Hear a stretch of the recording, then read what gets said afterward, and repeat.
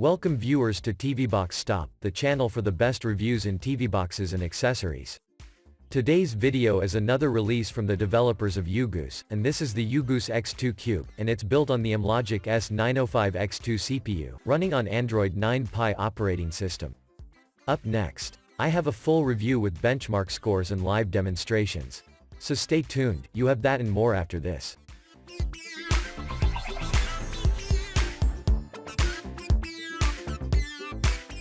Are you looking for a quality wireless remote with voice control, IR learning, and AirMouse features?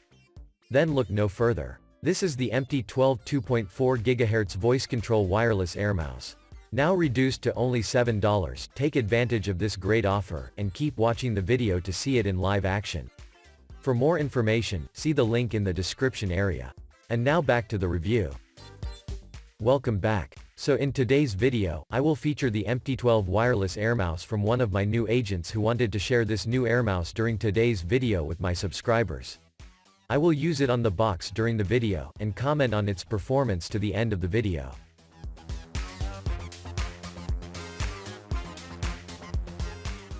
So this is the featured product of today's video, and this is the X2 Cube by Ugoos, and this is the box that it's shipped in. Below the box they have some specifications in fine print. If you look closer, it says that the CPU is the S905X2 quad-core Cortex-A53. The GPU is the ARM G31 MP2 with OpenGL-ES 3.2 and Vulkan 1.0. It has 2 GB of RAM and 16 GB of internal storage. It has 802.11 dual-band AC Wi-Fi, Bluetooth 4.2, Ethernet LAN speeds of up to 1000 megabits per second, and the operating system is Android 9 Pie. So without further ado, I will unpack its contents.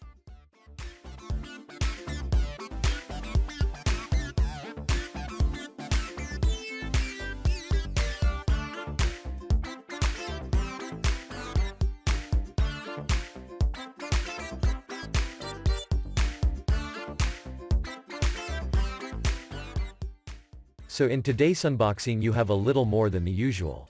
You have the X2 Cube TV box itself. You get this infrared remote. It's a standard remote, and it can come in handy for basic navigation and special features that may require the use of the stock remote. However, as an advanced user you may want to consider using a wireless AirMouse like this eMMc 12 model. See the link to this remote in the description area. You get one very short HDMI cable, one IR receiver cable, a 5 volts 2.5 amps micro USB power adapter, an external antenna, and the last item here is a user's manual. Let's take a close-up look at the box. The body has a unique design and it's made of plastic, with a glossy surface with the X2 Cube logo printed to the top. The arrangement of the ports are a bit different. To the front, you have one USB 2.0 port, one USB 3.0, a microSD card reader, and some ventilation holes. To the rear of the box, you have one Ethernet LAN port, one optical audio SPDIF port, an external antenna, a reset button, and some more ventilation holes. To one side, you have the HDMI port. To the other side, you have the LED power light, one audio-video port, the IR receiver port, and the micro USB power input. And below the box you have 4 rubber legs and no ventilation holes. I will now connect to my TV and capture card and continue. So I have connected the box. And as you boot up for the first time, you will see the Ugoos X2 boot up animation for a few seconds. Then you're taken directly to the launcher. So this is the launcher. In similar fashion to the AM6 model, it adopts the layout and design of your favorite alternative launchers like the ADW Launcher 2 and the EV Launcher. It features horizontal click and drag panels, something that can only be done with the use of an AirMouse. Another AirMouse feature is the ability to drag and drop apps from the apps section directly to the launcher's home screen and create shortcuts. You can also remove these shortcuts or uninstall apps using this drag and drop feature. Another feature is the long-click menu pop-up feature for apps, another feature only accessible when using an Air mouse. There's more. You can long-click anywhere on the home screen and bring up the wallpaper options, widget options, and home screen options. And last but not least, they have included a navigation bar and a fully functional notifications bar with system control tools.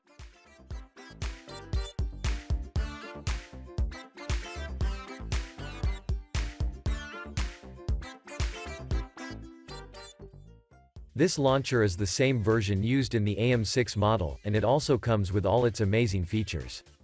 Under the X2 settings you have the advanced root switch feature. This feature allows you to enable superuser access to the core root files of the system. But enabling this comes with a warranty warning, because if you mess up the root files of the system, Ugoos is not responsible for damages to your box. However, they have provided an innovative way for you to have root access for apps that require it, without actually having to mess with the core root files of the system. And that is the same silent root option we saw in the AM6 model. It's a custom root feature designed for you to install apps that require root access, and at the same time protecting the root files of the system. You can also totally disable root access. You have the hardware monitor feature. This feature allows you to show information in the notifications bar for monitoring various hardware states. These include monitoring the CPU temperature, CPU frequency, CPU load, and RAM load information. You can also turn on numerical values for the various monitors with this checkbox. The next exciting feature is the Gamepad Keymapping feature. This keymapping feature has to be configured using the included stock remote, together with a USB wired gamepad or a Bluetooth gamepad. Using a mouse will only make the keymapper try to program the mouse as a gamepad. In the AM6 model I was unable to apply the mapped configurations to play Android games, so I will attempt it again in this review. Other features of the launcher include file server or client setting. I didn't cover this feature in the AM6 model, so I am confirming it in this video that you have the Samba server option to use with your NAS drive server. Wireless assistant feature. The wireless assistant option is a feature that allows you to use your mobile phone as a remote control or as a gamepad to play Android games. To use this feature, simply scan the QR code on the screen with your mobile phone and install the Fire Easy app. Then open the app and scan for your device, which will be Ugoos X2, followed by a number. Once connected, this app provides various ways to control your box using your mobile phone. Available for Android and iOS devices. You have some debug settings. User script settings. And the option to turn off the navigation bar and status bar. Under device preferences you have the following features. 4K HDR display resolution up to 2160p at 60 Hz. Dolby Vision display settings. HDR display settings. You have the advanced screen rotation settings, eliminating the need to install a screen rotation app.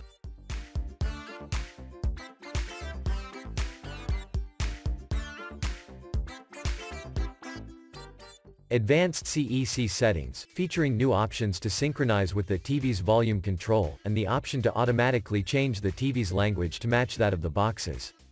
And Dolby Audio, and DTS audio options. You can leave the setting to allow the system to automatically choose the right format which is recommended, or you can manually enable the formats you so choose. In the Apps section, they included only a basic set of apps like the App Installer, Chrome Browser, the Google Play Store, and an app to control buttons on the remote. So I will now install all the apps needed for this review. So I'm back. And to begin testing its features I will first test if alternative launchers work on this box. So in similar fashion to the AM6 model, I installed the ADW Launcher 2 and it works with all features working.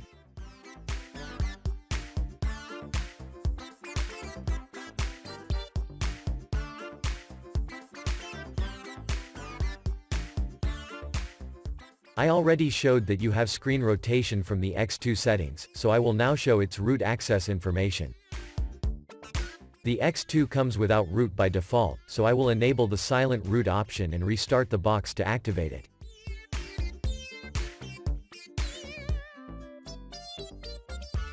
So after the restart, here it shows that the box is rooted running on Android 9 operating system. And the warning remains in effect.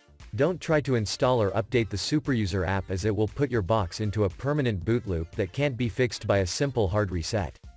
It will take a flash of the firmware to restore it. I will now show its DRM information. It shows that the box has Google Widevine Level 3 with no HDCP protection. So this means that Netflix and Amazon Prime will only show in standard 480p quality. Let's look at its system and hardware information. The manufacturer of this box is X2, and the model is the X2. It comes with 2 GB of DDR4 RAM, and this is the remainder of the storage from the 16 GB after the Android installation and all the apps I have installed. The Bluetooth version here is 4.2 plus EDR, which is indicated by the 4 plus here in this section. The CPU is the Amlogic S905X2. And it's a quad-core Cortex-A53 CPU running at 1.8 GHz, on a 64-bit instruction set running in 32-bit mode. The box has support for only 32-bit ABIs, allowing it to run only 32-bit applications. Under GPU information, the correct screen resolution is now being displayed, which is great. The graphics processor is the ARM Mali G31, with a refresh rate of 60 Hz and OpenGL ES 3.2, which is great for gaming. The claim is that it has Vulkan support, so I will test that feature in the gaming segment. Under network, the box has dual-band 2.4 and 5 GHz Wi-Fi support.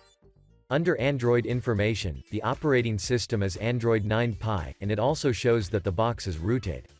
Under thermal information, the box is running between 40 to 50 degrees Celsius under an air-conditioned room temperature, and this can rise up to 65 degrees under heavy activity. The box has codecs for playing 4K videos like HEVC, H.264 and VP9 decoding, and a couple of others, all needed for the playback of 4K media. And that's it for system and hardware information, and let's see if the X2 can do like the AM6 and make an impression on the rankings chart. First, I have the results of the RAM and internal storage read and write speeds. The Ugoos X2 has a RAM copy speed of 3629 MB per second. The internal storage has a read speed of 105 MB per second and a write speed of 53. This score is a good score for this box. Next, I have the results of the Wi-Fi speed test. The X2 Cube has an external antenna, so it's supposed to have great reception. Well, yes, but not totally. The X2 Cube was able to hit the maximum speed of my internet package of 60 MB on the 5 GHz Wi-Fi band and on the LAN port. The 2.4 band fell below by 28%. This is still better than some of the recent boxes that we've been seeing with very poor Wi-Fi reception. It also has the same Wi-Fi hotspot tethering feature as the AM6 model. Next, I have the results of the Antutu benchmark. The X2 Cube got a score of 61,135. This is a competitive score, and I'm eager to see where it places on my rankings chart. In the Geekbench 4 CPU benchmark, the box got a score of 765 single-core and 2,135 multi-core. This score, however, is consistent with other boxes in its class. The final results is the Ice Storm Extreme and the Slingshot GPU graphics benchmark. The X2 Cube got a score of 5,484 in the Ice Storm Extreme, and in the Slingshot test, it scored 520. These scores are also quite competitive, and it should put on quite a show on the rankings chart. Let's go to that now. So the scores are in.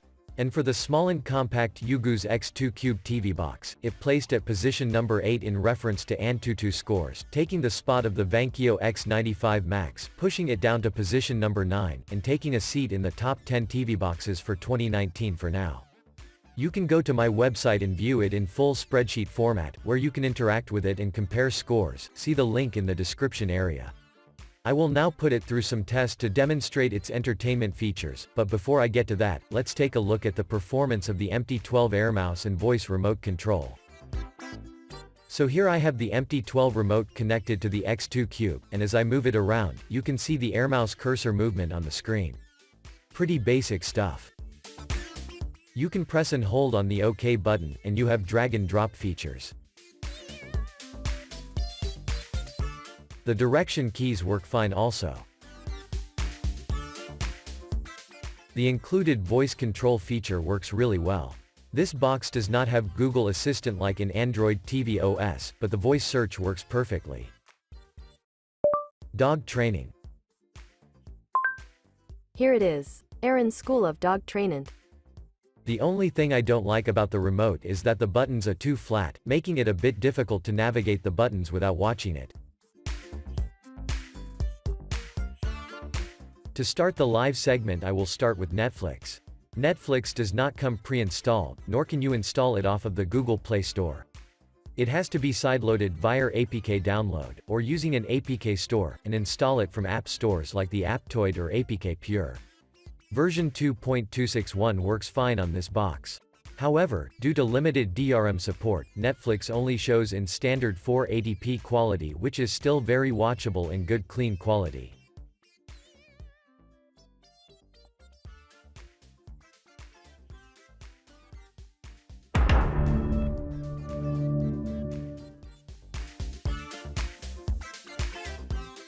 I also installed Amazon Prime, and it is available on the Google Play Store. Amazon Prime is also limited. For users outside of the US, lots of movies will not play unless you use a VPN, and the quality is also restricted by the lack of DRM support. For watching YouTube videos, I installed the YouTube Smart TV version and the YouTube Android TV version. The YouTube Advanced version failed to install, and I tried both the 64 and the 32-bit versions for rooted devices. On the Smart TV version and on the Android TV version you can play videos in up to 4K quality.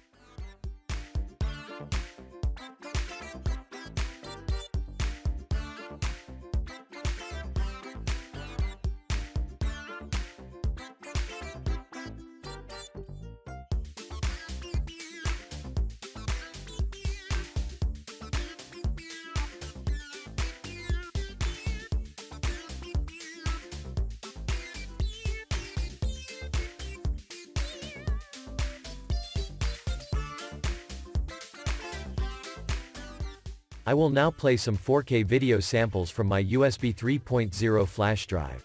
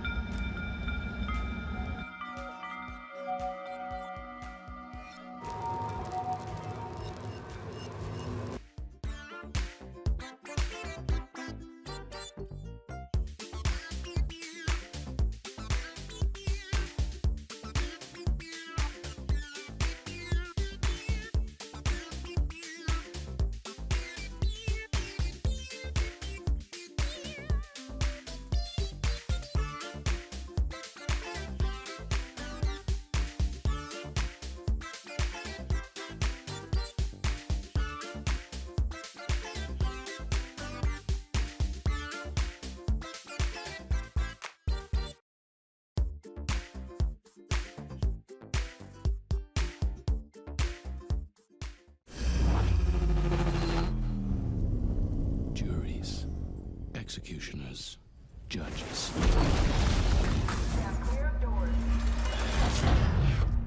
Welcome to the inside of the cat.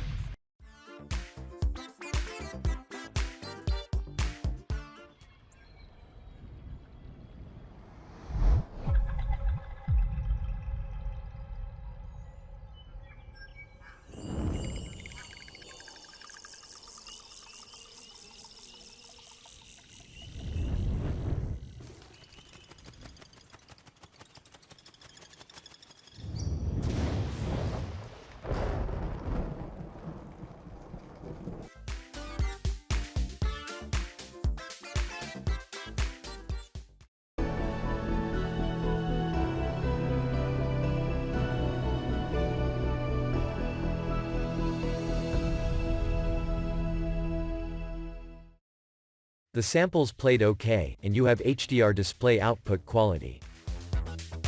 The box comes with 16 GB of internal storage, which is already reduced.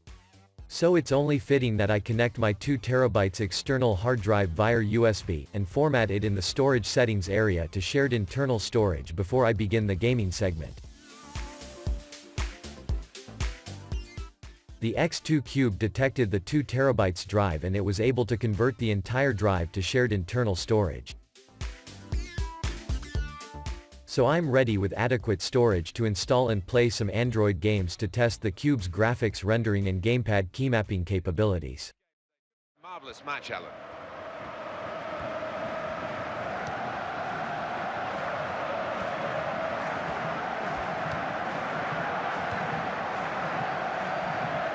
Here's the cross, and it'll try to steer it in with the volley.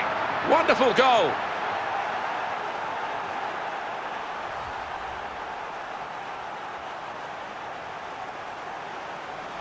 Well, that's the first goal of the game. It's 1-0.